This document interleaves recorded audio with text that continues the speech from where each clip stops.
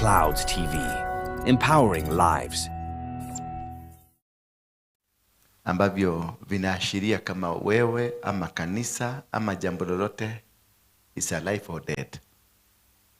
7 signs that you are either spiritually dead, either a church is dead, either it is living or it is dead. Bwana Yesu asifiwe sana. So let us look at seven signs of a spiritually dead Christian. A spiritually dead believer, a spiritually dead church, a spiritually dead family, a spiritually dead business. Bwana Yesu asifiwe sana. These are things that happen in our lives. Vitu ambavyo vinafanyika katika maisha yetu. Na hizi vitu ambazo zinafanyika kwenye maisha yetu ndio chanzo kubwa ya sisi kutokuendelea. Ndio chanzo kubwa ya sisi kutofaulu katika misingi mbalimbali.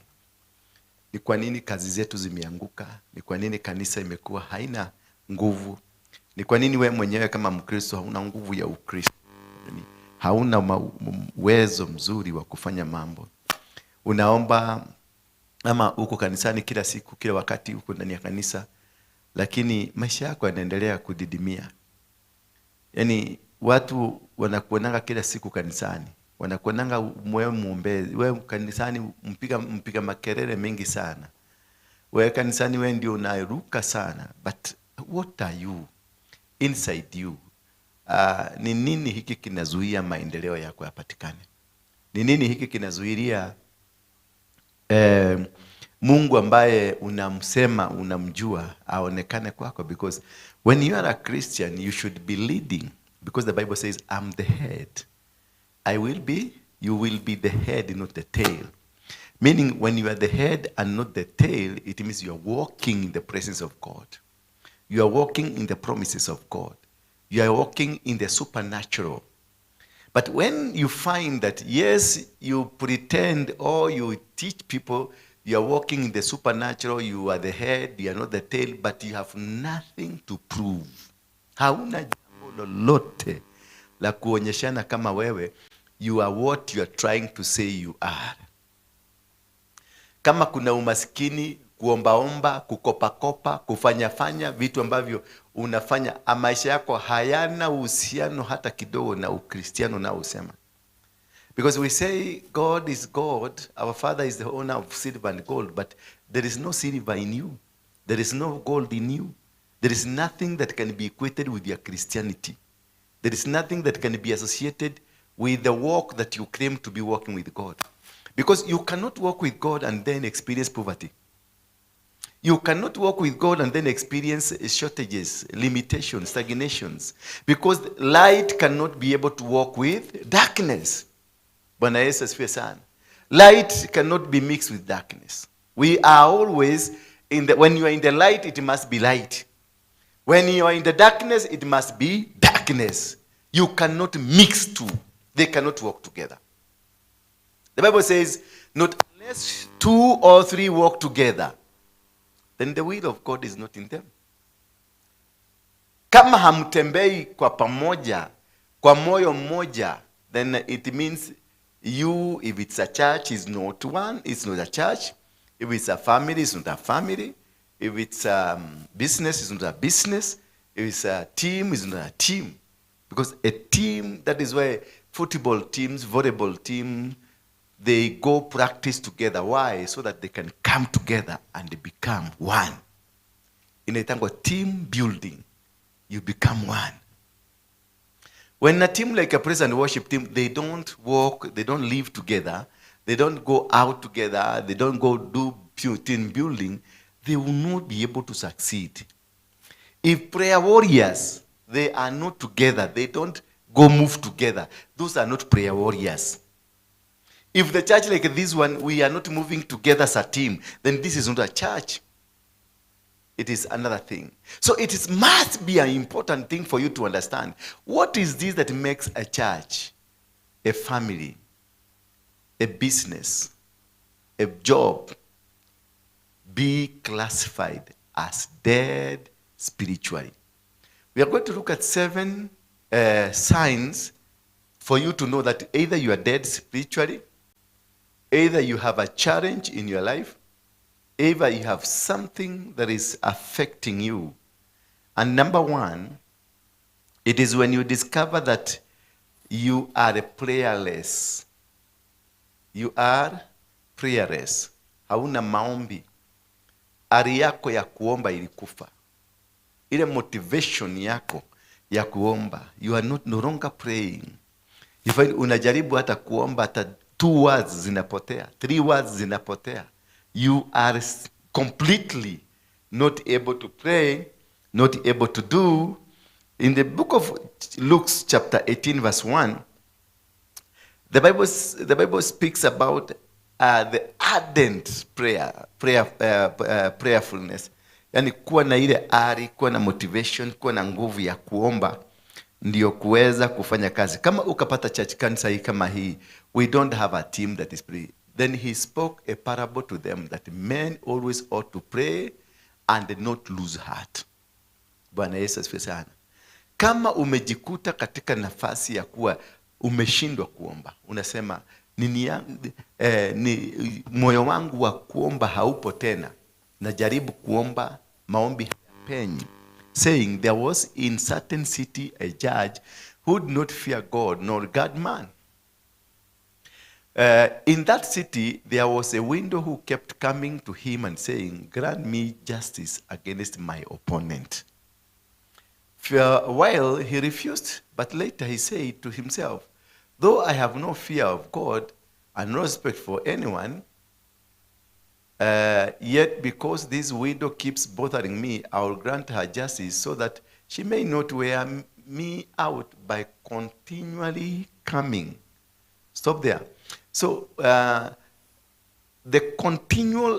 worry of this man was not the justice to deliver. The worry of this man was not what he thought was right, but the worry of this man was in the last line, so that she may not wear me out by continually coming. When you continually pray, when you persist in prayers, you continually wear out the powers of the devil. Every time you persist, you push for the prayer, you push for the will of God through prayers. Throughout you are praying, then it means you continually destroy the structures of the devil in your life. Meaning, whosoever that is an enemy, because this man is saying, grant me the will to win against my opponent. So she persisted pushing for the grant. She continued and alisukuma kabisa, akawa na msukumo kila wakati anakuja, mpaka wakati huyu ambaye alikuwa ndiyo yeye muamuzi akatoa maamuzi, kwa sababu aliona huyu mtu atanisumbua sana. Kwa hivyo once we continue to pray and do the will of God, it means you continuously destroy the structures of the devil in your life. So if you discover your life is no longer in the mood of prayers, in the mood of worship, in the mood of being in the presence of God, there is something seriously against you. Kuna challenge. Kanisa hii tukakosa maombi, tukakosa vitengo mbalimbali vinaomba. Si ati tunaita ati tuko na wanaitwa intercessors. No. We never kuna vitengo mbalimbali vinaomba. Praise and worship inaomba. Pastors wanaomba. Wainjilisti wanaomba. Watu wa praise and worship wanaomba. Media team inaomba. Every department, ushers wanaomba. There is a continued pressure on prayer. It means what? There is continued fire. Kuna moto. Na katika huo moto tukiakisha moto huu unawaka mpaka kwako. Unawaka mpaka sehemu ambayo unafanyia kazi. Unawaka kwenye ndoa yako. Unawaka kila mahali, maana you are red hot. In whatever you do, you are red hot. And that's why Muslims are better than Christians. Because Christians, they have a dedicated prayer session 5 times a day. Every day of their life, they have to go to the mosque 5 times a day to worship, to pray. To make sure you have continuously. But when you pray once in the morning and pray in the evening, the devil is not worried about you. He knows tunaomba kesho asubuhi, tena jioni. Chuma kinakuanga moto wakati wote, kinakuwa jekundu wakati the pressure, the fire is on it throughout. This metal will always be red hot, meaning you cannot be able to touch. But if you light moto asubuhi tena unawacha wakisha jioni, in the middle kutoka saa 1 mpaka saa 1 jioni, chuma kile kitakuwa moto, kwa hivyo kitachezewa. So for the church like this one to win battles, and you know this church has battles. You know we have real battles because we are not an ordinary church. We are an altar. And that is why I normally tell you, every day tukue na worship team hapa, every day tukue na intercessors hapa, every day tukue na watu. Yani interchange. Sisemi ati mukae hapa muache kwenda kazi. Sitaki kuona mtu hapa amekaa bila kazi. If you are don't have a job to do, don't come and pray here. Usikuje kuomba hapa. Sababu sasa wewe ni mchawi. Sasa ndio naombanga, anakuja kuambia pastor niombee pesa ikuje. Ikuje kutoka wapi? Mungu anasema atabariki kazi ya mikono yako. We have to activate kila kitu Mungu alisema. Alisema miguu ifanye nini? Ifanye nini? Miguu ni ya kumiliki. Alimwambia Joshua, mahali utakanyagisha miguu yako utamiliki. Na akashikaza, nitabariki kazi. Kwa hivyo kama hauna kazi, mikono yako haitabarikiwa. Chochote ambacho unakuja nikupatie shilingi 10, shilingi 100 kwa sababu ya urafiki, hauna baraka. You got no blessing. Whatever I give to you, there's no blessing. That is why sometimes ninakunyima hata ukikuja kuwa na shida, nitakunyima tu. Why? Because I am not activating the blessings of God in you. Ninakuharibu, ninakuvunja. I am killing you. But even if you do some work, ufanye kazi, ukuje niambie nipatie shilingi 500, nitakupatia because kuna kitu umefanya na mikono. Na hiyo ndio nasema Mungu anasema nitabariki kazi ya mikono yako. So even if ni kwa uchache, ni kwa udogo, go do something. So I will not entertain anybody here. Akae hapa ati ni kuomba, usiku ni kuomba, mchana ni kuomba, wewe ni mchawi. If I find you here, I will treat you like a witch. Go work so that God can bless you. If I deny you the chance of the blessings of your hand, then I have killed you, I have killed your family, I have killed your future. And I don't deserve to be a spiritual father. I don't deserve. I'm supposed to mentor you to become strong. Fanya kazi hata kama ni ya kuuza jugu karanga. Fanya kazi hata kama ni ya kuosha nguo. Fanya kazi hata kama ni ya whatever that God grants you to do, do it. Because God said, I will make a way where there is no way. And the way will only be made after you started a walk. When you are sleeping, God cannot make a way. He will make a bed, not a way.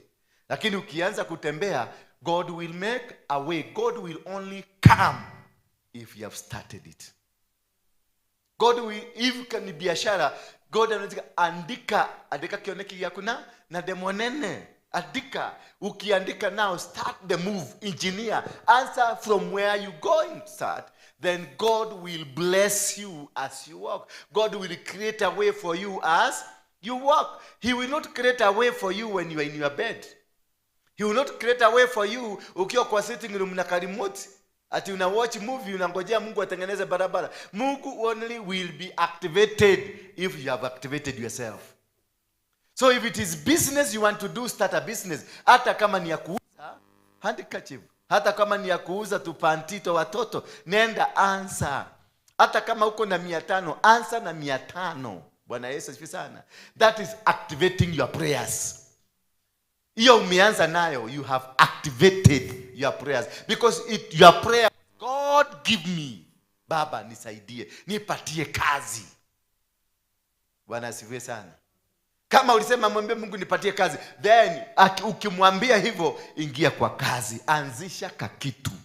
Hako kakitu kadogo. Mungu atakabariki. Wakati tulifika wakati tukaona we need to have a church, tulikutana mahali panaitwa Jimuriza. Previously tulikuwa tunafanya crusades.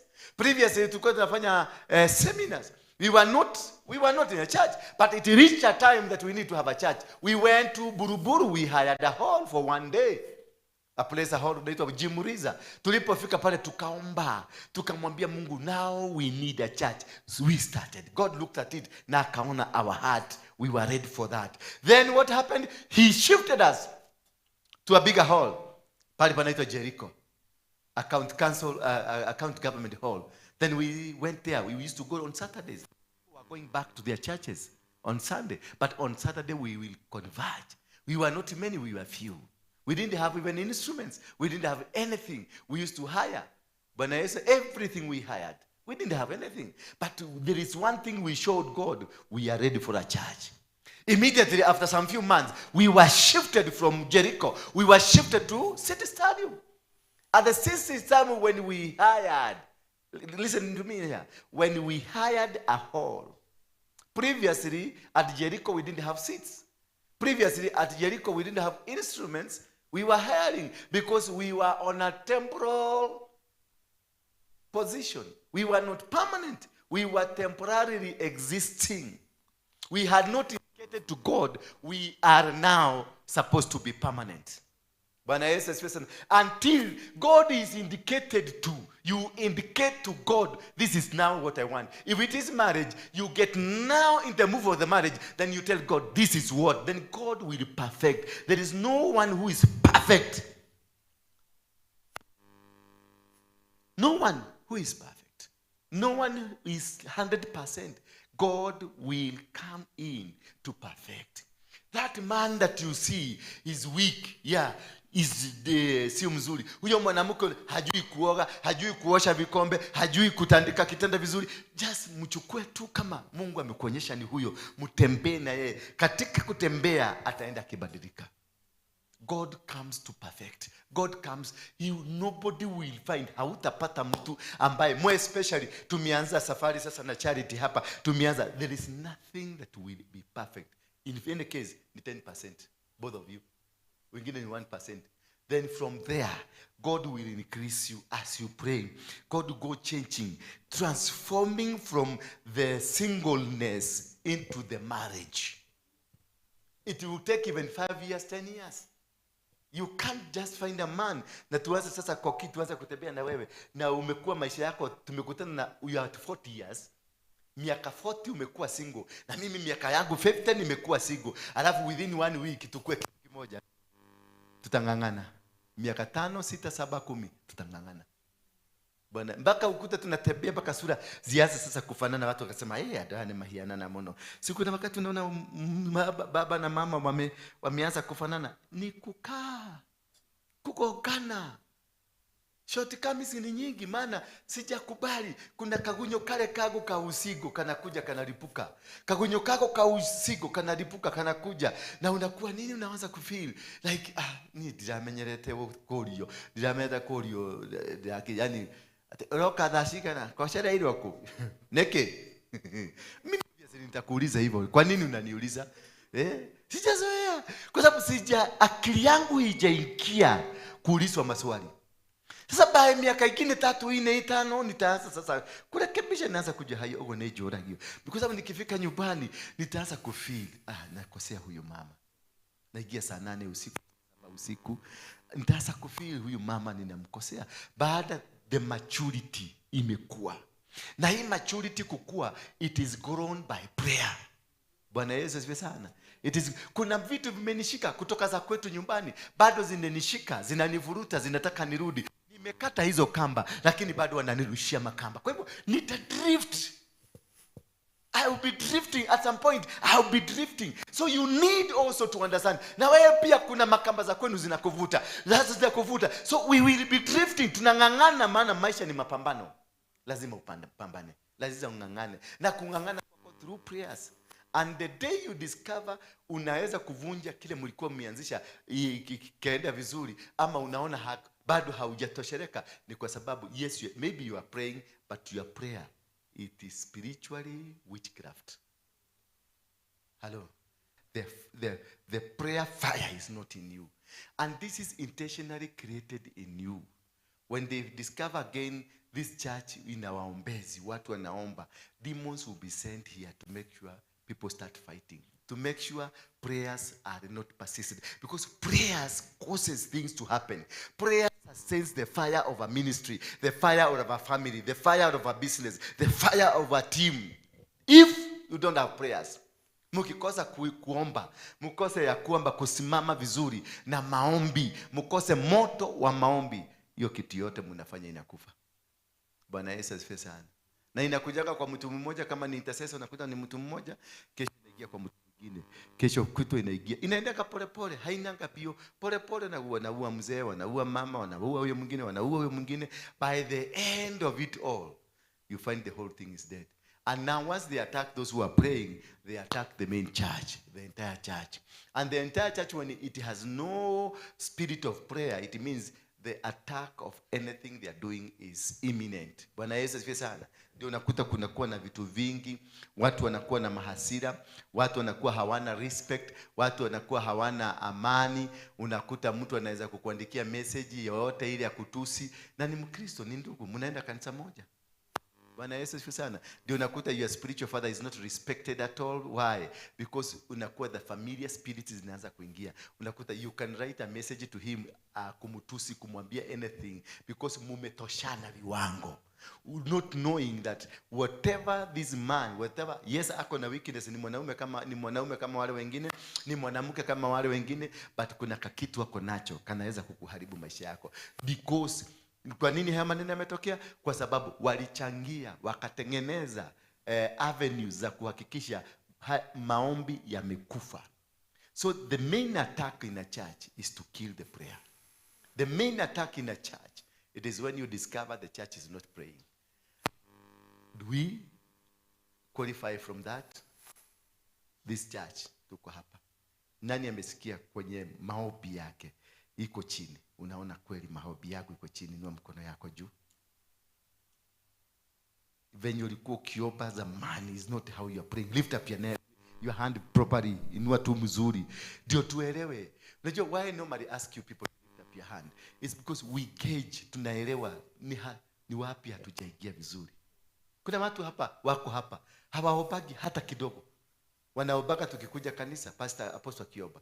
Kuna watu wako hapa praise and worship hapa. Hii mnaonaga hapa ikiiba vizuri, hata kuomba ni ngumu, hata maneno matatu ni ngumu. Ni kulala puru asubuhi anaamuka na kibia ninaenda praise and worship, because there is no commitment.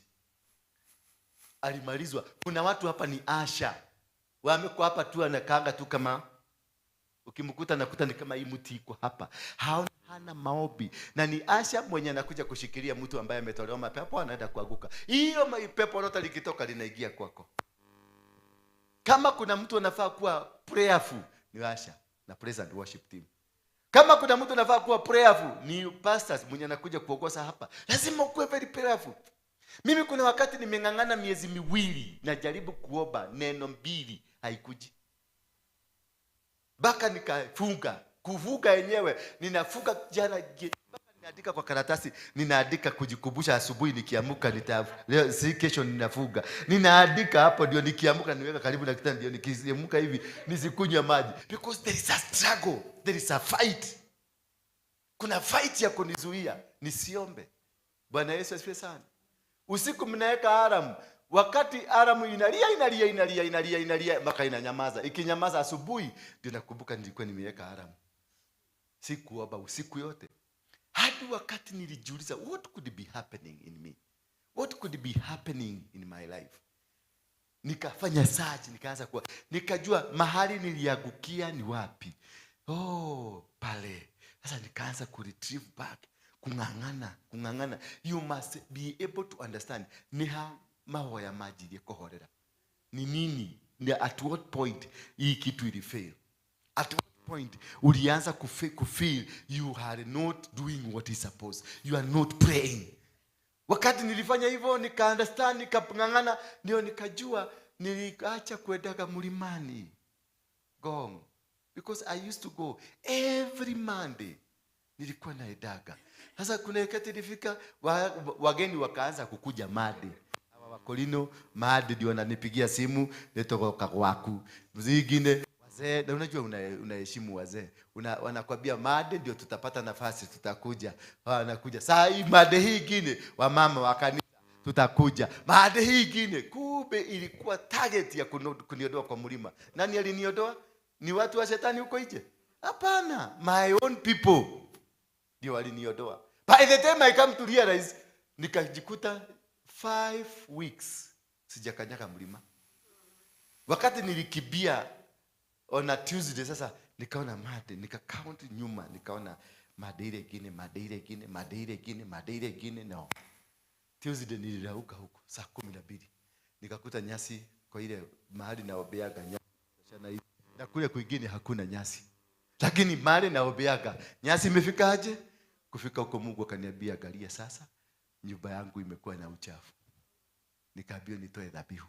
Kutoka siku hiyo wale wageni wa Madi wamepotea. Sioni hata mmoja mtu anakuja Madi. Mpaka mimi nawauliza, "Nemoko kwa Madi?" Acha dena commitment. Kwetu niliambia Mungu, nifukuzie hao ambao wamekuja kuniondoa kwenye Madi. Because a process when ulianzisha, kama ulianzisha ministry from a particular process, you must maintain it. Because from then, hata kabla tuanze huko, nilikuwa naendaga Mande kwa mlima kuambia Mungu, ni bado ninakugojea. Nikaanzisha kwa huo msingi. Bwana Yesu asifiwe sana. Kwa hivyo I have to maintain hiyo kitu in that msingi. Bethel Clouds TV, empowering lives.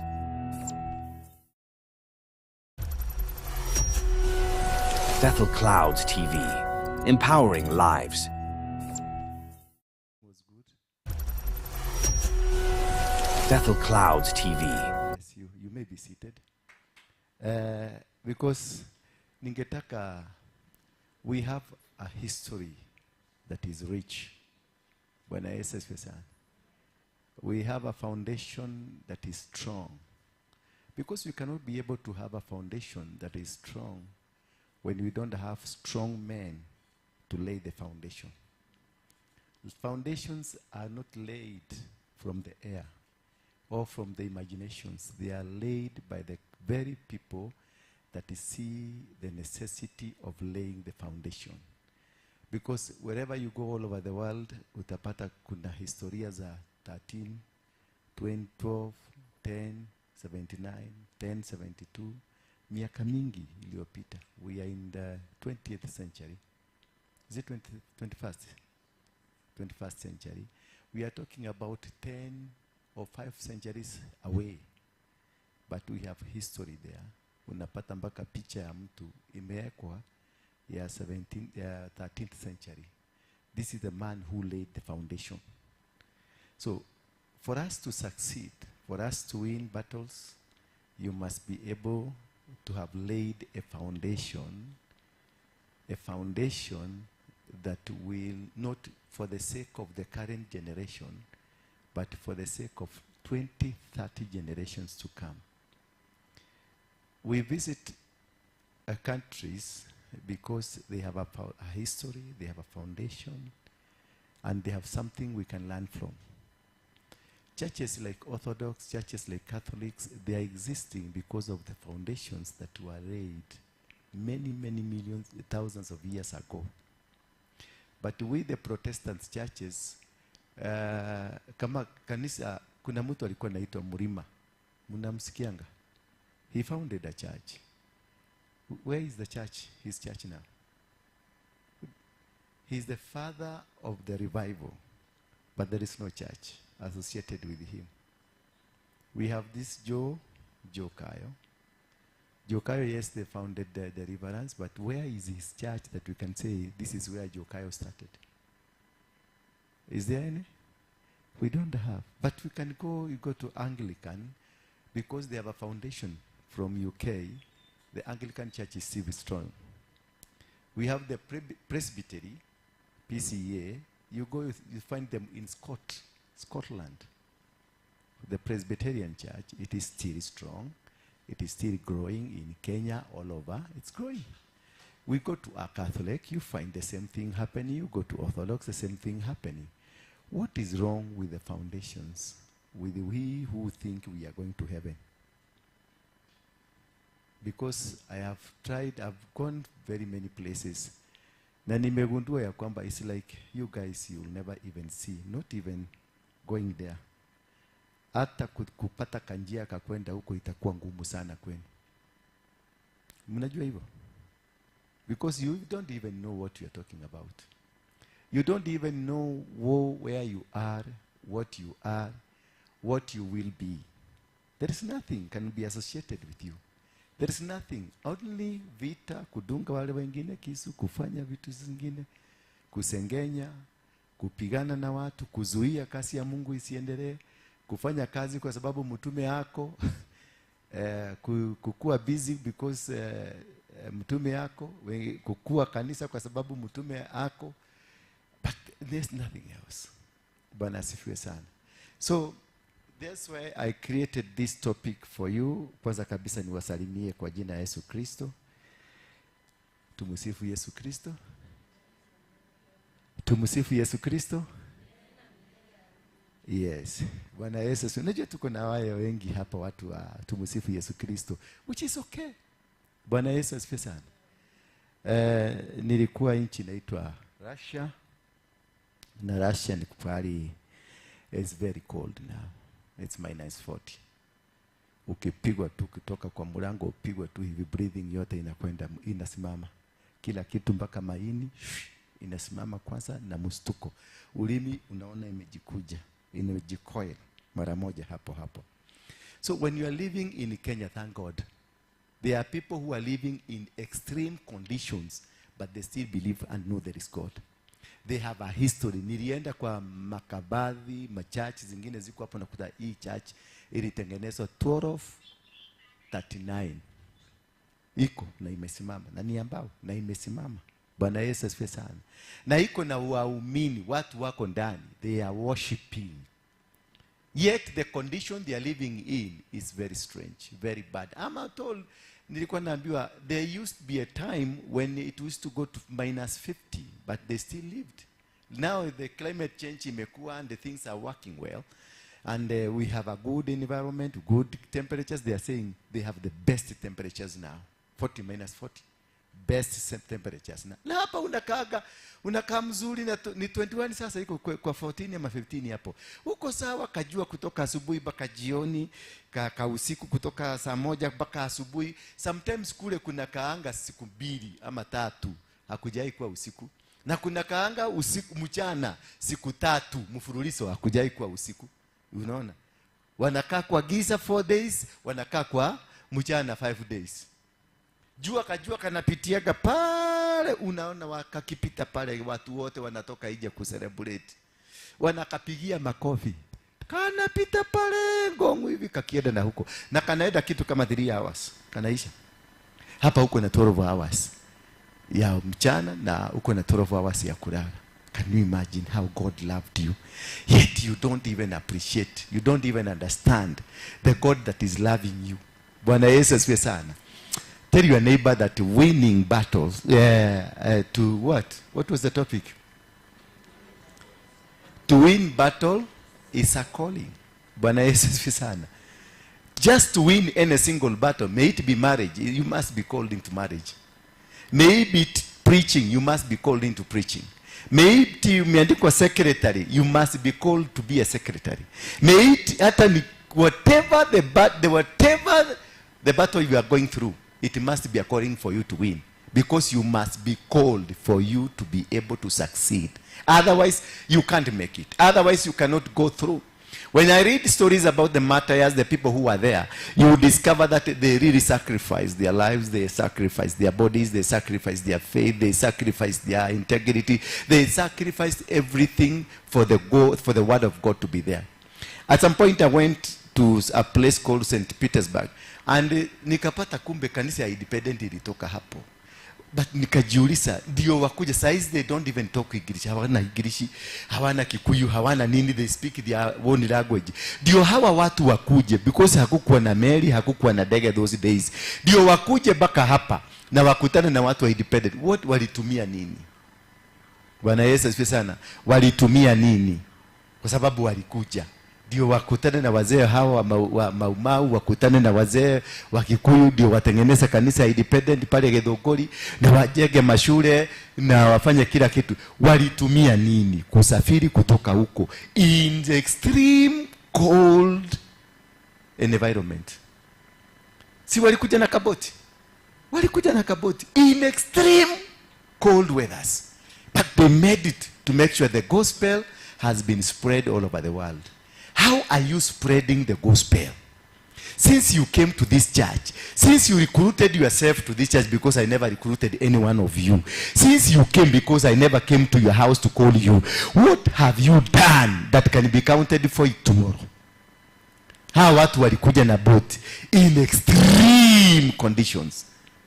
Walikuja na boat in bad conditions. Some of us died as they were coming. Others tumeli twao, tuboti twao, tukakapsize, tukaanguka. When they were coming to Africa, they didn't have Google Maps. They didn't have telephones. They didn't have anything. They carried food, and sometimes food hiyo ilipotelea huko, ilioza. Kwa hivyo walienda wakiona kafishi kanaruka ndani ya maji, wanakashika, na hawangeweza kuhakisha kamoto ndani ya boat. Kwa hivyo walikula kale kafishi kakikuwa raw. Bwana Yesu asifiwe sana. And that is how they made to cross over to become whatever they became. That is what they made to cross over to come to Africa to teach us. And that is why when they came, they didn't even want to persuade us. They walikuja na mkono ya kulia, ya kushoto Biblia, na mkono ya kulia walishika bunduki, because they knew the kind of people that they are going to meet in Africa. They are the kind of people that ni watu ambao hawapendi kulipa prices. What the price have you paid to make the small environment that God has given you? What kind of a price have you paid that you are in a church like this one? What can you say? Can you associate yourself that this is what I have participated, this is what I have done to make this movement grow?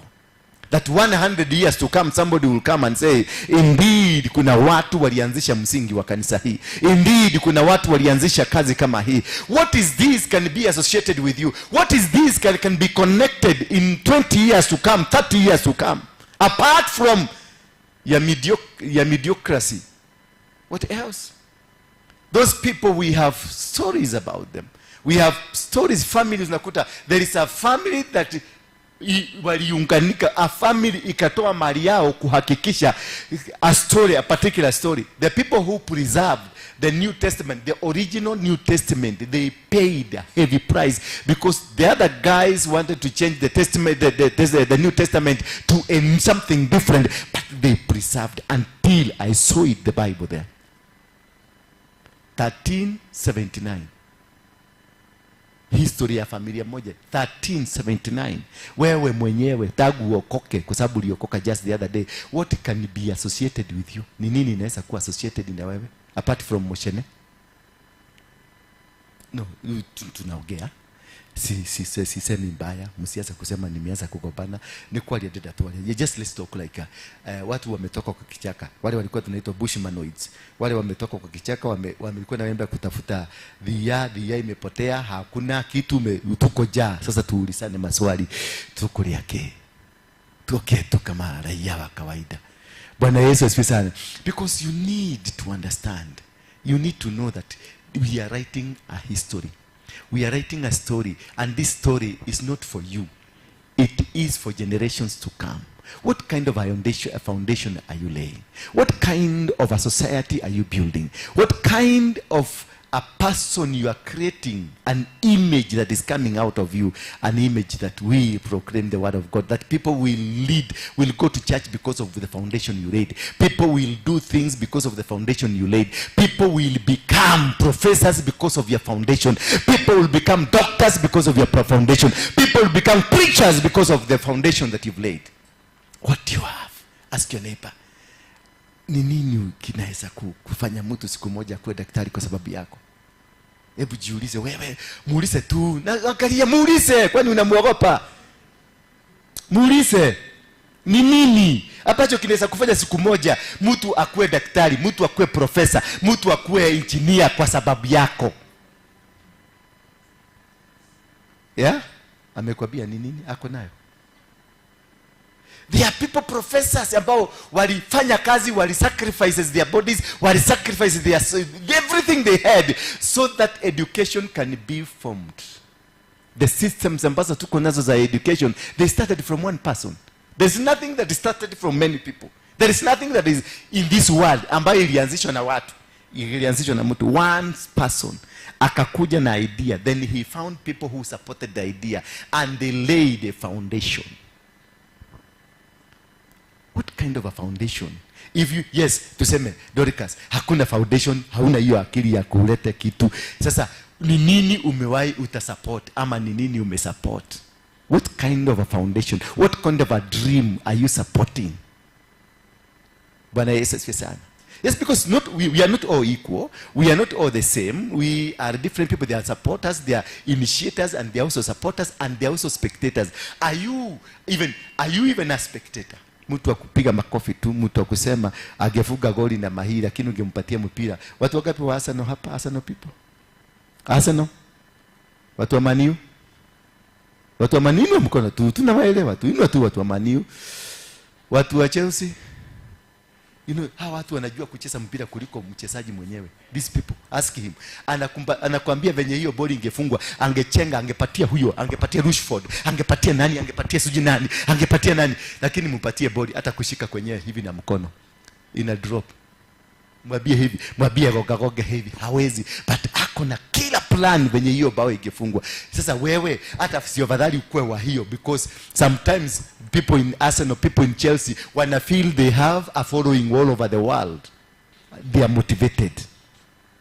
Wewe ni shabiki wa kumotivate. Hata kama hakuna kitu unapeleka, unashangilia maana TV, DSTV si inafunguliwa kwa sababu yako. Si DSTV inalipwa kumaanisha we are improving the economy of the world. What kind of a person are you? Ask your neighbor, what kind of a person are you? Jiangalie, mwambie tu jiangalie ujiulize, what kind of a person are you? What kind of a price can you be able to pay? Bwana Yesu asifiwe sana. Because to win any single battle, it is not something that you can just go. If I can take you right now, I take you to Moscow. Not Moscow. Moscow ni kuko na joto kubwa sana. Minus 32 degrees. Very hot. They were even, unakuta wamevaa ka t-shirt. Sasa enda mahali kunaitwa St. Petersburg. Minus 50. Baka gari unasikia gari inazima engine. Ilikuwa ikienda inazima engine. Maana baridi imezidi engine. Bwana Yesu asifiwe sana. But there are people still driving the economy. There are people working there. There are people doing, they have history. I was driven from Nairobi to St. Petersburg because of the history ambayo imewekwa mahali pale. Mahali kanisa ya Independent imeanza hapo. Wako na ka history mrefu na mzuri. Sasa wewe Koki, apart from kusegenya huyu mama, apart from kusema huyu baba nilimuona venye amenyoa nywele ninaona ni kama devil worshiper.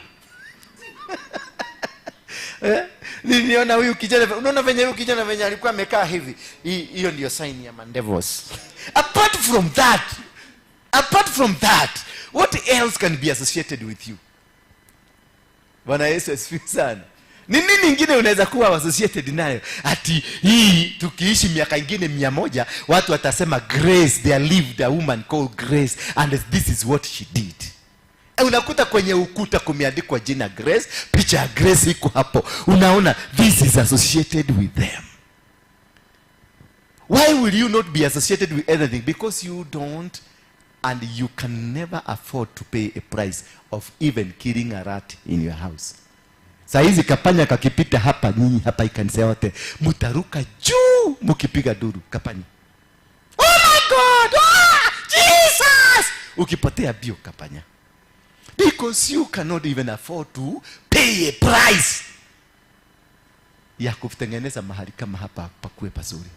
What you want to fight for is a position, or what you want to fight for is recognition, or what you want to fight for is what are you taking now?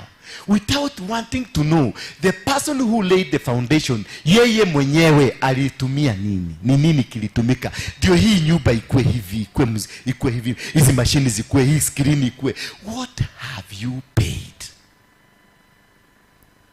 What has been paid? And what have you supported to support what was paid? Bwana Yesu asifiwe sana. What is the energy are you putting to support the work that is done? If there is no work, only ni kukuja kukaa chini na kuja kukimbia pale apostle akuwekelea mkono ama azungumze neno moja, then you don't deserve to be called a Christian, because Christians is about winning battles. Bwana Yesu asifiwe sana. Being a Christian is knowing how to win battles, and knowing how to win battles, you must put yourself into a class of being called. You must put yourself into the shoes of a called person. Mtu aliyeitwa kwa ajili ya mwito. Mwito huu wewe mwenyewe uliitwa, umeitika. Uliitwa ukaitika ndio ukuje ukae hapa. Uliitwa ndio uitike ndio ukue mmoja wa mwito huu. Uliitwa ndio uitike ndio ukue part and parcel of what is happening here.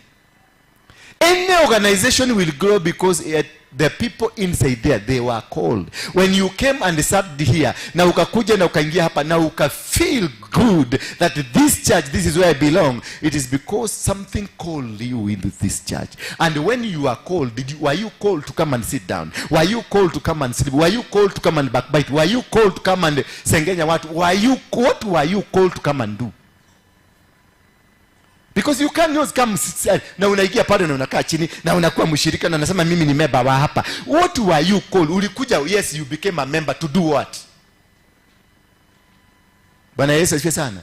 You became, yes, you are a good member, number 20, number 300, number 400, number 800, number 1000, but what were you? Ulikuwa member ya nini? To come and do what? Hello? You became a member for what? Yes, you are a good member. Yes, good. You know how to dress. Good. You know how to talk. Yes. Yes, you are a member. What is your contribution towards that member? You have a card. What is the contribution towards that membership card?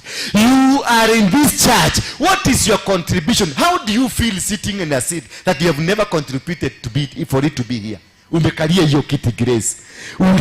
Unajua hii kiti ilitoka wapi? Ndio ukuje uikalie. How do you feel that you are in a congregation sitting on a seat you don't even understand where it came from? You don't even feel that, oh, kule nyuma kuna hitaji kiti, hapa kuna hitaji viti, hapa kuna hitaji, hapa kuna hitaji. Wewe ulikuta kitu, ukakuta kuna TV, ukakuta kuna saa, ukakuta kuna mataa, ukakuta kuna jukwaa, kuna bendera, unakuta kila kitu, speaker, machine zile ni nzuri, ukakuta kuna cameras. Yes, what is your contribution? Ati nilikuona kwa YouTube. What contribution have you done? How many of you share in the YouTube? Our members. How many of you share in the YouTube? Thigira ama Bethel. How many of you share? Lift up your hand. If you kama in 1 week time umeshare anything. To how many people have you shared to? You are lying to me because I have never seen you. Sijakuona, najua inaletaka. Sijakuona wewe nilikuona juzi ukikomedi mtu kama na mke kingine kale nilikukatasa nikakwambia katakomesa, sasa umeanza kusema nilijua kama imenitokelezea. Si ndio? That is only what you shared because it affected you. Wewe unajitaga nani? Grace nani? Sijaiona hiyo. Wewe Koki, apart from Moroto, ni nini kingine unashare? A program is running. Nobody has said. See, I'm not complaining. I'm just asking yourself that the vehicle that God used you to come closer to me, do you support it? Do you fuel it? Do you unaipeleka garage itengenezwe? Bwana Yesu asifiwe sana. Maana hiyo gari ndio ilikufanya unijue. Hiyo gari ndio ilikufanya unione. Sasa hiyo gari iko wapi? Where is it? Wakati uliniona, where did you leave it? To support somebody, you must be called. And if you discover there is nothing that you do here, si sadaka hata nini hujitolei, hujifanyia, hakuna kitu, na unakujanga tu kusikiliza, alafu unajibuchuchu unaenda hivi, ujue you are not part of this congregation. You are wasting your time. And if we discover that you are part of those people who are trying to drag us behind, it is prudent, afadhali kuondoa huyo mtu kwa maisha yako, because these people are causing you not to write the story. You don't work with anybody who is not supporting you in writing the story. Don't. You're wasting your time. You're wasting their time. These are the people who now come again and complain. Huyo mtu hata hajaokoka, huyo mtu hata hajakuwa, huyo mtu hata, because you were not called to come and serve in this ministry. Bwana Yesu asifiwe sana. Ask your neighbor, what have you done? Do you have something? Muulize tu na akujibu, muangalie mpaka akujibu. Do you have anything contribution? Amekwambia je iko? Mwambie kuonyeshe. Mwambie kuonyeshe saa hii. Mwambie nionyeshe. Si muulize mwambie nionyeshe. Hakuna. Why? Because you are not called. And that's why sometimes we pray to God to remove some of you from the midst of us, so that this seat you are sitting on can be sat on by somebody who is meant to be here. Because there are people who come and sit, occupy the room. Outside there they will think the room is full, kumbe haina mtu ndani, and they will have stopped the people who are meant to come and support you, fail to come because they thought the room is full. Always maintain your room empty from quacks, from hypocrites, from mediocres. Remove them from your life. Just allow the right people, even if it is 3, so that the right people, when they are coming, they see the room is empty, they will come and join you. Hello? Don't feel happy when you have this room imejaa watu, wamejaa pomoni, lakini ni makwaks. These are the people preparing your burial. These are the people preparing for the ceremony ya mazishi yako. Bwana Yesu asifiwe sana. Hello. Keep your room empty so that the right people will come in. But if you pack your room with mediocres, at the end of the day, you will discover you're alone. When it becomes hot, when it becomes bad, when it becomes mambo imekuwa gumu, wote watakutoroka, utabaki wewe peke yako. Bwana Yesu asifiwe sana. So start from now. Before these things come to happen to you, start from now and discover the right people for you, for right people for what you have started, the right people for where you are going. Instead of carrying people thinking you are going to Murang'a, kumbe all these people were heading to Nakuru. Mkifika barabara ya kwenda ya kuile branch ya kwenda Murang'a na kwenda Nakuru, uone wote wameenda Nakuru, wamekuacha, and you are alone, and you had made commitments. Bwana Yesu asifiwe sana. You had made a lot of commitments. You had made agreements. Oh, I swear I'll go with you. I swear I'll walk with you. I swear I'll be with you. But when it comes to shove, nobody's there. So do not allow this to happen early in your early stages. I would want 100, 300 years this church, watu watoke ng'ambo wakuje kufanya study ya kanisa hii. But do you think I can do that with you people? Mpaka saa hii hakuna kitu umefanya. Umewahi kununua kiti moja hapa? I'm not si vita. Umewahi kununua kiti moja? Umewahi kununua kiti moja? Umewahi kununua kiti moja? Tuongee tu. Have you ever? Have you ever? No, I'm asking you, have you ever? No, I'm not saying that you must buy. I'm not saying that you must be done this way. Because calling, you've been called differently. So, wewe ulitumwa ukuje ununue kiti. Huyu alitumwa kuja anunue TV. Bwana Yesu asifiwe sana. Huyu alitumwa akuja anunue kifagio. We are called differently. But in your calling, ambao unafikiria you are calling, what is this story you have that can be written?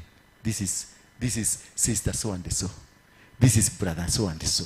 This is huyu ni ndugu fulani alifanya hivi. dada yule fulani ndiye alifanya hivi. Ni nini ambacho tunaweza kuandika chako ama kiandikwe na watakao tufuata nyumani waseme dada fulani hii ndio alifanikisha? Just tell me. Ni nini? Kuingia katika kanisa sio kuingia tu kanisa na ukakuja ukakuwa mshirika. Washirika hawahitajiki kanisani. We don't go for metakwata na githugu. Washirika na githugu. Washirikas. No, pana, hiyo si members. No followers. Not worship. Washirika. A concussion. A congregation. A congregation of congregation. Ati mimi ni mshirika. Mshirika wa nini? This church we don't want any mshirika. Bwana Yesu asifiwe sana.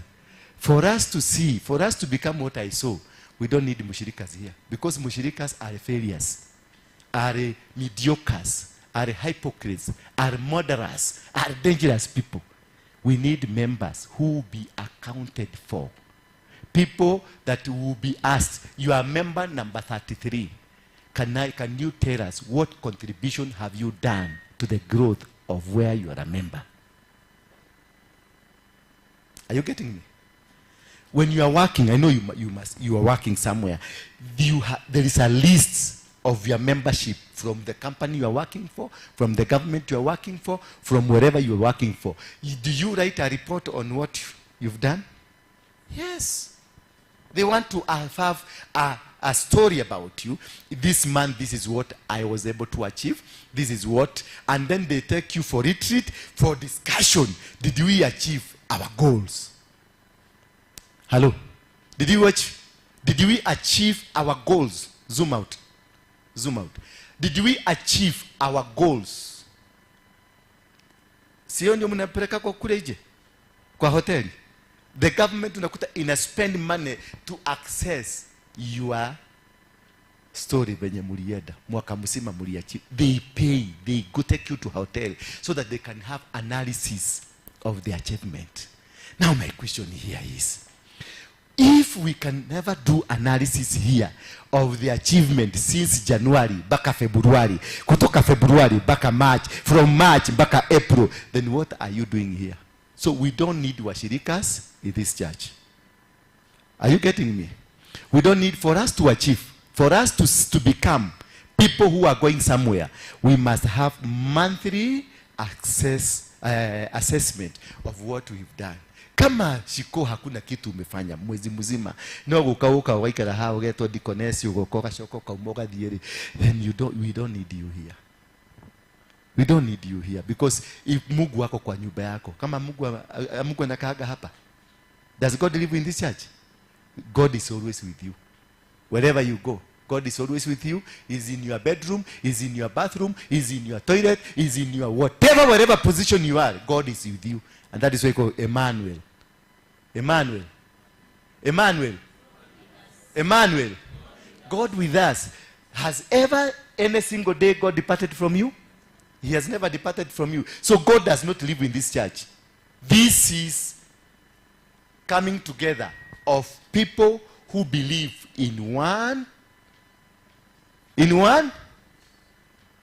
In one? I want to hear from you. In one? Yes. Yes. In one? In a cause. We have, for us to achieve, for us to succeed, we must be believers on a cause. You must be able to understand the core mission, the core vision of where you are. Dorcas, you can never go here sing because you came to sing. My sister, what's your name? Ma? Bia? Blessing. You can never blessing atukuje umeshika microphone without first believing and understanding what is the core mission of this place. Are you getting me? Because when you don't understand the core mission, one thing you will start, utaanza shenanigans zako na vituko zako. But when you understand the core vision and the core mission first, you will be driven by the mission. You'll be driven by the vision. Otherwise, people who are hooligans, mediocres, washirikas, they don't understand the vision and the calling and even the mission. That is why we are all fake. And you can never become anybody if wherever you, the vehicle ambayo umeingia ndani yako, hakuna kule inakupeleka.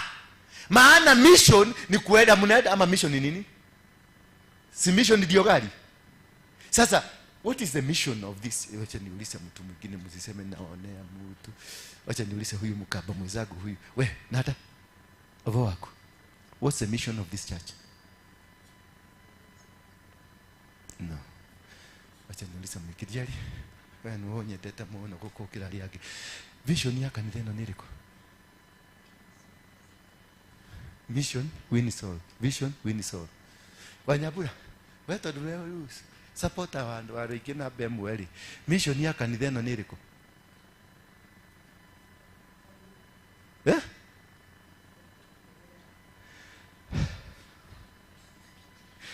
We, waziri, tono kile munene wa andu gukuri. What is the mission of this church? Do you understand the mission of this church? In your own ways. You see now? And he is the one that I have trusted at atuokose hapa. But he doesn't know the mission. He doesn't know the vision. Mutumio ranu atabirina kanake kanitha. Doi nikitu hujagia. Huri, yonyabure. Jerry ni supporter wako onyedete piu igana kwa igana. Agnes, what is the mission? Win souls. That's not a mission. That's not a mission. That's not a vision. Bwana Yesu asifiwe sana. You know sasa, you are in a vehicle, you don't know where it is headed to.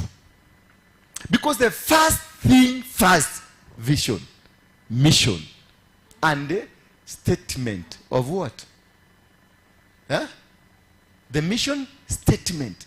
Iwekwe pale nje ya mlango na pale nje iandikwe, this is our mission, this is our vision, this is what we believe in, so that mtu akiingia hapa anajua watu, this is what they believe in and this is their core mission, and therefore I must subscribe.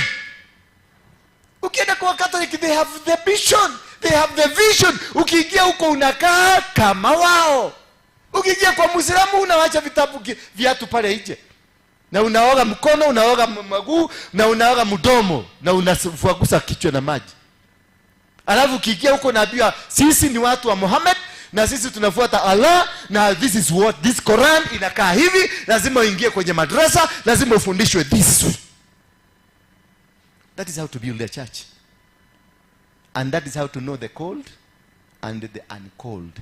Because the uncalled will never be able to stay with you. Because they will not want to carry the burden. For you to become a member is being able to carry the burden. Is being able to carry the burden of anything that is associated here. Any challenge ikikuja hapa, you are able to go with it. Any problem ikikuja hapa, you are able to go with it. Any challenge, anything that's around here, because you are part of the vehicle. You are part of the movement. Therefore, this movement, I am obligated to make it work. I am a Kenyan. So whenever I go, I carry the passport of Kenya. I brag around, I am a Kenyan. Wakijaribu kuniongelesha vibaya, na waongelesha vibaya from the ground of being what? Kuna mtu aliniuliza pale Doha, akaniuliza wewe ni Nigeria. Nikamwambia stop that. Mimi am Kenyan. There's a difference between Nigeria and Kenya. Na nikangoa sura baya. Kwa sababu sasa anataka kuleta ebullation ya Conman. Sasa nikangoa, kasema Kenyans are good people. Mpaka akanizungusha. Unakuta airport yote ya Doha security imesimamiwa na Wakenya. Wale watu wanafanya airport wote ni wa Kenya. Wote waliniona wakanishangilia, wakafurahi, mpaka kukasimamishwa mambo kwanza nipite. Nikaangaliwa vizuri. Kwa sababu ya nini? Mimi am a proudly Kenyan. Na wakaona Mkenya mwenzao, wakasimama na Mkenya mwenzao. Jamaa akaanza niuliza, are you Nigeria? Na unajua Nigeria story yao iko namna gani? Na unaona sifa kule, security, being entrusted with the security by foreigners called Kenyans, wanakuchungia airport. Hiyo ni glory ya Mungu. That's a glory. I want to thank those people in Doha. They are doing good job. Nili was. Mpaka unakuta tusichana tudogo ndio tunaangalia security. Hapa tulinyimwa kazi mpaka ya watchman. Kule ndio tunachuka pale. I was so happy. I told God, Mungu, hawa watu wameelewa. Kenya is a conquering nation. We must conquer the whole world. We must be everywhere. Sio kwenda kufanya makazi za utumwa, lakini we make sure sisi ndio tunajua wanalala wapi, wanakula nini na wanafanya kazi gani. That is how to conquer. Maana ukiwa security ya mtu unajuaga kile anakula, mahali analeda, waliongea na nani. Ndio unaonanga stakaki security mimi. Bwana Yesu asifiwe sana. Ambie mwenzako, to win battles is a calling.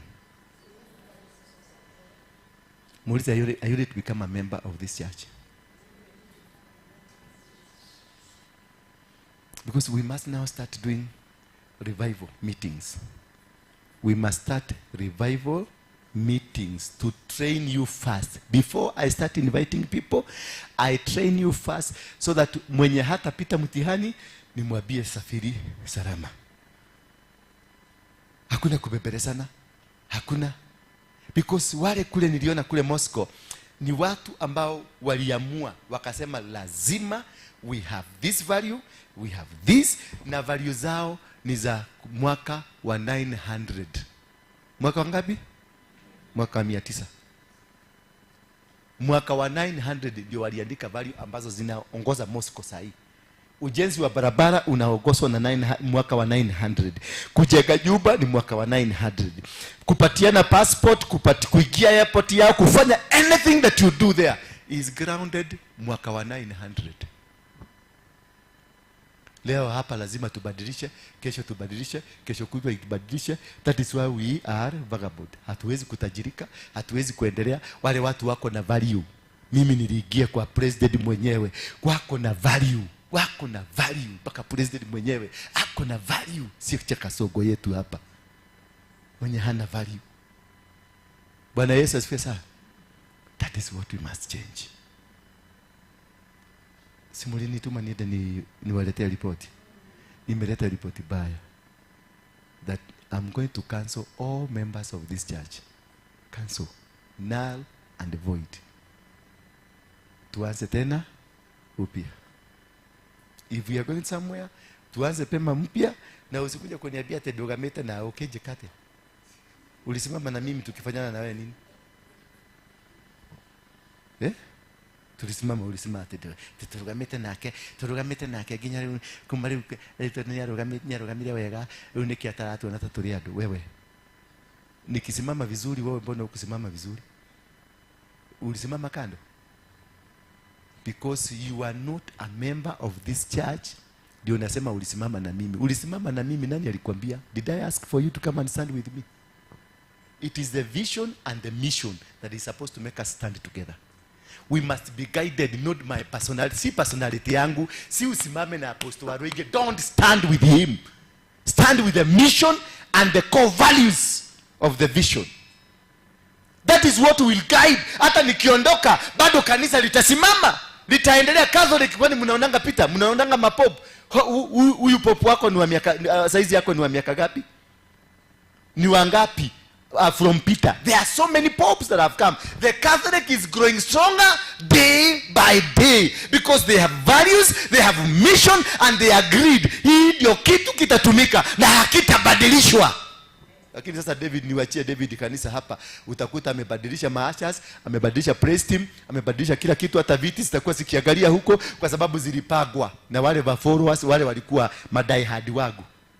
Sasa unakuta niko na madai hadi hapa kanisani. So kwa sababu wewe ulikuwa die hard na wewe ulikuwa die hard na wewe ulikuwa die hard, na sasa Kimani amechukua, sasa atatengeneza die hard yake kupiga hawa madai hard watoke ndio apate power.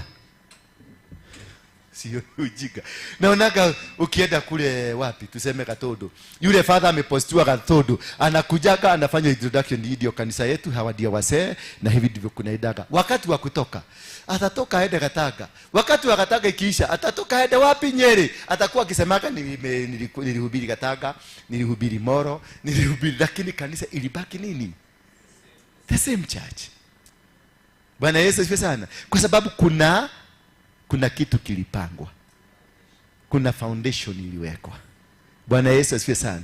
Kuna foundation iliwekwa, na hiyo foundation ndio msingi wa kesho. Bwana Yesu asifiwe sana. Simubarikiwe sana. Sasa mlibeba pesa ama mlisema si yuko Mungu? Najua Mungu anajua kama nimekuja tu straight kutoka kiwanja ya ndege. Leteni pesa. Na hapa mambo ya 250 ni tupige marufuku. Mwendeni mweke kwa mtandao, nimekataa. Tutumia ile pesa kidogo sana hapa, nataka ni 500. Hiyo mwende mweke kwa mitandao, mseme nimefanya nini?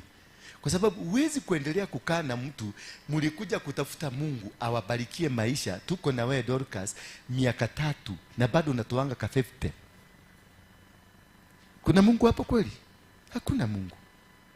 Sasa angalie, jiulize tu ndio utoe yako ka 50. Hii nyumba rent ni pesa ngapi? Because si Mungu tunapatianga pesa. Hamutoleangi Mungu. Mnatoanga kwa sababu tuweke kwa hesabu, tujue mahitaji ya hii nyumba ni pesa ngapi. Hii nyumba inalipwa pesa ngapi? Hii stima inalipwa pesa ngapi? Hii microphone iko na mawe hapa imetolewa pesa ngapi? Everything tunafanya accounting ya hizo vitu zote, ndio tunagharimikia. Hiyo ndio calling, kugharimikia. Sasa ukitoa usitoe kwa sababu ni sadaka. Si sadaka. Toa ukijua ni kulipa, unalipa. You are paying for the rent of this house. Yes. Na uende uulize waziri, rent ya nyumba ni pesa ngapi? Ndio ujue, uende uongeze class. Hatuwezi kukaa na wewe miezi 7, miezi 8, bado wewe ulikuja na kapepte. Hata sasa the worst thing sasa ile iko, unaanza ulikuwa unakuja na kapepte mpya. Sasa unakuja na kapepte mzee. Maana sasa wakati huo ulikuwa unakatoa ndani ya ATM. Sasa hakuna kutoka kwa ATM, ni ile umerudishiwa na makanga. Being together means we have to go together. Mimi nikiinuka na wewe lazima uinuke. Uliwachiwa wapi? Mimi na afford kufanya kitu kikubwa. Wewe uliwachiwa wapi? Where were you left? Watigiro konere kwa stage. Kana watigiro geshukana. Kama mimi ninalipa cheki ya 100,000 na tulianza na wewe tukiwa hatuna, because nakumbuka tulikuwa na wewe tukio na ule mama wa Nyabura ule. Tulikuwa tunatafuta shilingi 200 tupate fare. Tunagawana shilingi 200. Wewe enda chukua dhate pada matatu. Chukua hii pada matatu. Sasa hiyo hatujaongelea mambo ya chakula. Tulikuwa tunagawana 200. Na hiyo 200 lazima iobwe kutoka bali ndio ikuje. Bwana Yesu asifiwe sana. Kama sivyo koki. Ikihota teko ni ndirahota kuriha sheki ya ngiri na rimwe, na wewe ndungihota kuriha shilingi 200. Watigirwo ko? Si ujiulize maswali mingi. Where was I left? Uliachwa wapi? Muthe, watigirwo ko? Ate bado no ni urahoya fare. Ate no higeirwo nyumba, watigirwo ko? Ni ndarathimirwo ko? Katutahoyaga Ngai omwe. Tutia wawi hatuko tukiomba Mungu mmoja. Sasa ukuje hapa uandikwe mshahara wa shilingi 5,000 mwaka mzima ulipo shilingi 5,000. Does it make sense? Does it make sense? No, it is not making sense, because we must progress out of the effort ambao umefanya na mimi nimefanya. Tumeijiinua kiwango, umetoka kwenye 5,000 umepanda mpaka 10,000. Tukienda unapanda 15. Tukienda unapanda. Nikinunua Range Rover, maana hatuwezi kutoshana. Nikinunua Range Rover na wewe unanunua Kavits. Bwana Yesu asifiwe sana. Nikinunua Range Rover na wewe unanunua nini? Kavits. Hata motorbike unanunua, unakuja unabebwa. Twacamanire nawe githie ni maguru ta nyamu yathi, ona riu uthia maguru ta nyamu yathi. Acha gutikiote koguo. Kuna mmoja anadanganya mwingine, ama kuna mmoja anaabudu Mungu na mwingine anaabudu kitu kingine. Because the same God cannot neglect. Huyu Mungu si yako hapa, si anatuchungulia. Mbona alete anipatie Range Rover wewe akunyime mpaka fare? Unajiulizaga hiyo swali? Kwani mimi ninafanya nini? Naomba Mungu aje wewe uombe. Na tumeomba hapa. Si ni mimi nimelead kuomba. Tumeabudu hapa. Si huyu ndiye amelead kuabudu. Sasa tell me, ilifika wapi? Ikakuwa wewe sasa nimekuacha ukiabudu Mungu. The same God I'm worshiping amesikia maombi yangu, ni ameniita pale ije kwa kona. Ameniambia ukana thutha wa hema. Nimeenda hapa amenipatia karejirofa. Wewe umewacha tu ukimwabudu na hakuoni. Is it making sense? No, I'm talking to who? Si nini naongea kwenu?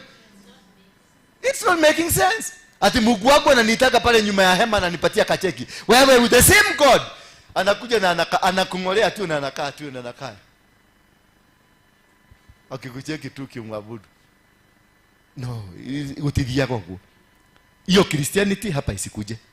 Hiyo Christianity peleka kwako, mkae huko kwako. Unamkunywe mauji za kwenu huko, hapa usiilete. I want to see if I'm going to buy a car. Hata nyinyi unaanza kuniambia I'm planning mwezi wa 6 nitanunua kabits. Nitanunua ka motorbike, nitanunua ka baiskeli. Bwana Yesu asifiwe sana. Sio ati mimi nimejeka kinyumba kibugaro kia bedroom 18 na wewe saa hiyo ndio unafikiria kwenda kukomboa nyumba ya rais mkuru. Nilikukuta ukiwa nyumba ya 1 bedroom ya 30,000. Sasa unaanza kuniambia nataka kwenda mkuru mahali nitapata nyumba ya shilingi 2,000 kwa sababu maisha imekuwa gumu. How? Are we worshiping the same gods? Eh? Are we in the same platform? We are not in the same platform. Ati mimi naenda hivi na the same God na wewe unaenda hivi the same God. That one does not work. We must change. Mwambie mwenzako lazima ubadilike. Na kutoka sasa tuanze campaign. Kadi ziprintiwe mpya mzuri. Watu wakuwe new member number 1. Because nitataka kujua historia kutoka hapa mpaka kwako. Ulikikuja hapa ulikujaje na sasa huko aje? Onyo alikuja kama nywele imekaragwa. Sasa angalia imekatwa. Ni shida ama ni nini? Si mnakumbuka? Nywele yake ilikuwa hata akiwa hapa mnasema yule mama wa yule, tulikuwa tunasema yule mama wa ile nywele. Wakikuja kuniambia unataka kuniona, mtumio ulikuwa unajwelea. Because ulikuwa tofauti. Sasa umenyoa mpaka nilikuwa nimekuangalia mara 3 4. Nilikuwa nataka kusema ni wewe, naona si wewe. Mpaka sasa nimekaribia nimeona hii ndio hujabadilisha. Hii ilikuwa ya black. Bwana Yesu asifiwe sana. Tusimame kwa miguu yetu.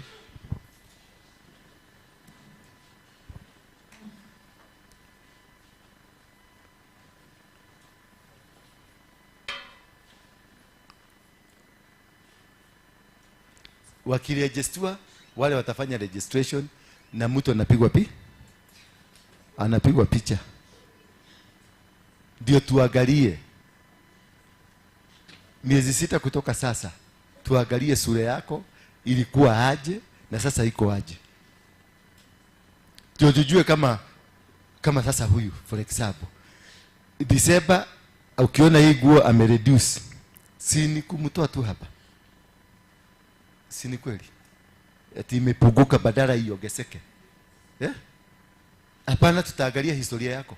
Your health. Tujue kama ni fit na keep ama ni nini. Because hakuna haja David. Hatiri fata. Ati wokire guko ukihoya tigiti na riu no urahoya tigiti. Ona tugiwothika tugakuhoya tigiti. No, it doesn't work that way. Hakuna hiyo hapana. Lazima tutengeneze a movement that will change our lives. That is the essence of coming together. Mungu wako kwako. Mungu hakuna siku umeachana naye. Kani Mungu tikanete nake. Wokire wa muera hali stairs. Mungu is always with you. Build the relationship with God from your home to the streets to where we are. Build that relationship. Kuwa rafiki wa Mungu mahali popote. Mimi nilienda Moscow, mahali popote nilienda. Kutoka kwa airport niliongozwa na Dutura Bili. Mahali nililala Dutura Bili zilikuwa zinakaa hapo. Mahali popote nilienda, nikipotea directions zilikuwa zinakuja, zinaniongoza, zinanipeleka. Hii mahali nilienda nikaficha, kaeka kamera. Magani waliniambia hizo story zote mnaona za nyuma. Hakuna mtu anakubaliwa kuchukua hizo mapicha. Lakini nilipata kamera, mtu rafiki tu alikuja tukaongea na yeye, nikamwambia story venye nataka, akaniambia you need a camera to go there. Akaniambia I'll get you a camera. And it is illegal in this country. Nikijulikana mimi nitanyogwa. Kwa hivyo keep me. Mimi nilienda, akaniletea kamera na akanifundisha kuitumia. Nimechukua na kamera ya kujificha. Why? Because God saw that I have paid the price. Siwezi kutoka huko bila kuona hiyo kitabu. Maana hiyo kitabu kinachugwa pale nje na bunduki. The New Testament. Kinachugwa na bunduki. Nikauliza, why bunduki inachuga kitabu? Wakaniambia hii kuna siri kubwa hapa ndani. Ili hamjajua. Avuke ujira tutwalane na nyuha. Asha, nataka tukifu. Hapa kama sasa naona hapa tuko. Sadaka inakuwa ni shilingi 1500. Hivi tuko. Bwana Yesu asifiwe sana. Tukiambiana tunataka kwenda kununua kiwanja, tunapatiana 6 months ya kununua kiwanja ya bilioni 2. Lakini sasa niseme tu tutanunua viti ya pastors wakae hapa mbele, zile viti za gossip. Mkiuliza ni pesa ngapi, kimoja ni 10,000, mfanye 1 2 3 4 5 6 7 8 9 10 11 12 13. 10,000 by 13. Okay. Hiyo Sunday hamtakuja kanisa. Hamtakuja matigioka. Matigioka. Getha magoka makole shigulito. Not kwenda kwa the poverty level in their heart. Na poverty is not in the pocket. Poverty is in the heart. Bwana Yesu asifiwe sana. Poverty is in the heart, not in the pocket. And if you learn to make your heart rich, you become rich automatically. Maana pesa haiwezi kuenda mahali kuna umaskini. Pesa haikubali, haiwezi. Put the money where the money. We take the money to the bank because the money is there. If your heart is poor, money will not come to a person who is mean, poor. Bwana Yesu asifiwe sana. Baba, ninakushukuru, nasema ni asante kwa uwepo wako na utukufu wako. Asante kwa watoto hawa ambao wamekuja hapa. Na hata maneno mazuri ambao umenipatia niwaambie. Ninajua wanaenda kubadilika. Ninajua wanaenda kujua ya kwamba ni Mungu mwenye fadhili nyingi ambazo zinatutosha. Wasamehee dhambi zao kama mimi pia ukaweze kunikumbuka kwa kunisamehea dhambi zangu zile nilizotenda kwa makusudio na zile nimetenda bila makusudio. Nimekuwa kwenye sehemu mbalimbali na labda kuna mahali nilikenda ambako haukutaka nikue. Baba, nakuomba tu msamaha. Unishike mkono. Kuna maneno ambayo naweza kuwa nimeyazungumza ambayo hayakukupendesha wewe. Naomba Baba ukanisamehea. Kumbuka watoto hawa kwa njia ya kipekee. Wabariki. Nuwapatie funuo mpya, funuo ambazo zitawafanikisha katika malengo mbalimbali na misingi mbalimbali. Na ni katika jina Yesu Kristo naomba na kuamini. Leteni sadaka zenu hapa. Na leta tu nishike pesa yako. Leteni sadaka, na sadaka uweke umefungua vizuri hivi. Ndio nione. Na kwa bahasha mtu asiweke less than 100. Don't put it less than 100. Bahasha hii tunainunuanga 100. Cha kuharibu bahasha. Maigo ajali. Yes. Mode demo, nete mode. Ohoro wako, doke hutia. Ndakuona. Sitaki kuona, uonyesha Mungu. Yes. Kuhia nata ni kororo muno.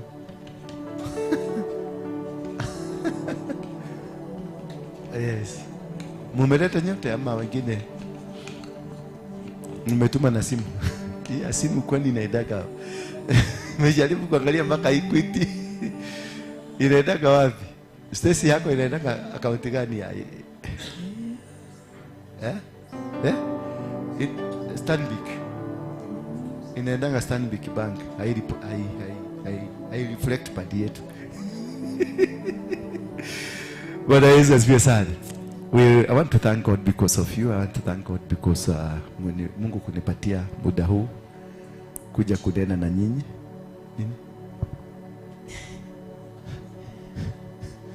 Najua naona anafanya hivi. Nawezi kujua kama mtu ashabadilika amekuwa alishababu. Mungu wa mbinguni awabariki. On Sunday nitakuwa na anointing service, kuna mafuta nimechukua kutoka huko. the first missionaries wa Orthodox waliojenga madhabahu ya kwanza huko, ndio kanisa ilianza. Orthodox ndio walikuwa wanzilishi wa kanisa, ikachukuliwa wakakuwa na vita na wale watu wa Roma, they wanted to conquer, ndio ka split, wengine wakaenda Roma wakaanzisha the Roman Catholic na ndio Roman Empire. But the real church, wale ambao wali maintain the dignity and the integrity of Jesus Christ, ni Orthodox, ndio walijiita Orthodox. Na hiyo Orthodox ndio unaona, si mliona msalaba ni independent. No wonder hawa watu wa independent, yeah? No wonder hawa watu wa independent wanalimananga sana. Maana kuna unaona Putin venye analimana huko.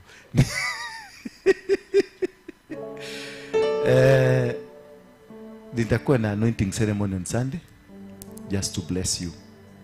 Upate hiyo anointing ile ya mwanzo, ile ya the church, the true mission ya Jesus Christ. Kwa hivyo mfahamishe watu wote wale ni husika. Sunday it is going to be another day all together. Then we shall light a candle. Tuseme tumeanzisha moto. Ule moto ulianzishwa kule na St. Peter. Ule manya aliambiwa, maana ni huko ndipo aliambiwa kwenye hili jiwe. Lakini sasa wa Roma walikuja wakabadilisha story, ikakuja Vatican. Mimi nilikanyaga hiyo jiwe hivi na miguu yangu. Sasa ubaya huko ni mambo ya makamera, but tumepata picha kadhaa, mtaendelea kuziona na zitakuwa baraka kwenu. Si ufungue tu kinywa chako, waambie Mungu asante, akubariki. Hayo maneno ambayo tumeyazungumza ya kuingia ndani yako na milango yako ifunguke, upate neema, upate kibali cha vitu za hapa duniani na vitu za kule mbinguni. Mungu akusaidie na kubariki na kukumbuke wakati wote. Says yes, says yes, my soul says yes, says yes to your will. My soul says yes, says yes, says yes. My soul says yes, says yes to your will. My soul says